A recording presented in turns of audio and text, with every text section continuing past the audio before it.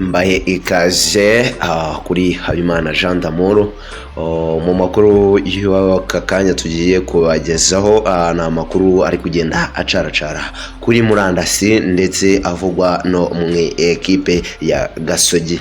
Myugariro wa Gasogi United yatawe muri yombi akekwaho gukwirakwiza amashusho y'ubwambure bw'uwari umukunzi we. Aya makuru ni amakuru ari kugenda acaracara ku masosho media agiye atandukanye ko RIB yaba byibuza yamaze kumuta muri yombi. Mbibutse gukora subscribe ngiye kubagezaho iki kiganiro. Ndi Habimana Jean d'Amour. Urwego rw'igihugu rw'ubugenzacyaha RIB rwataye muri yombi myugariro Nshimiyimana Marco Govin wa Gasogi United, rukaba rumukurikiranyeho ibyaha birimo icyo gukwirakwiza amafoto n'amashusho y'ubwambure bw'uwahoze ari umukunzi we. Nshimiyimana w'imyaka 24 y'amavuko yatawe muri yombi kuri 26 Nzeri nyuma yo kuregwa muri RIB ko akoresha ibikangisho kuwo bahoze bakundana, ni nk'umu ex we. Urabyumva rero.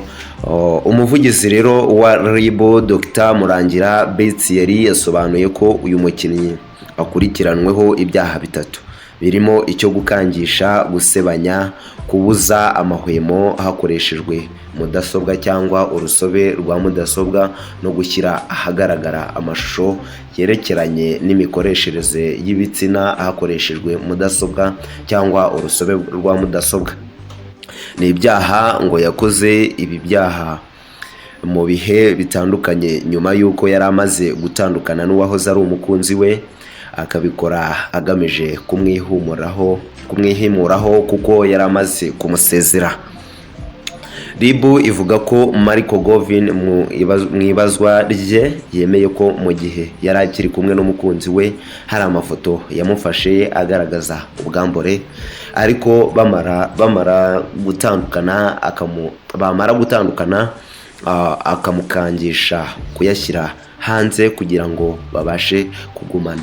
Uyu wahoze ari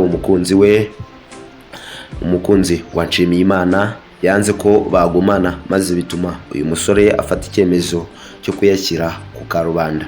Uyu mukinnyi muri ubu afungiye kuri sitasiyo ya RIB ya Kanombe mu gihe dosiye ye yoherejwe mu bushinjacyaha tariki 30 Nzeri 2024.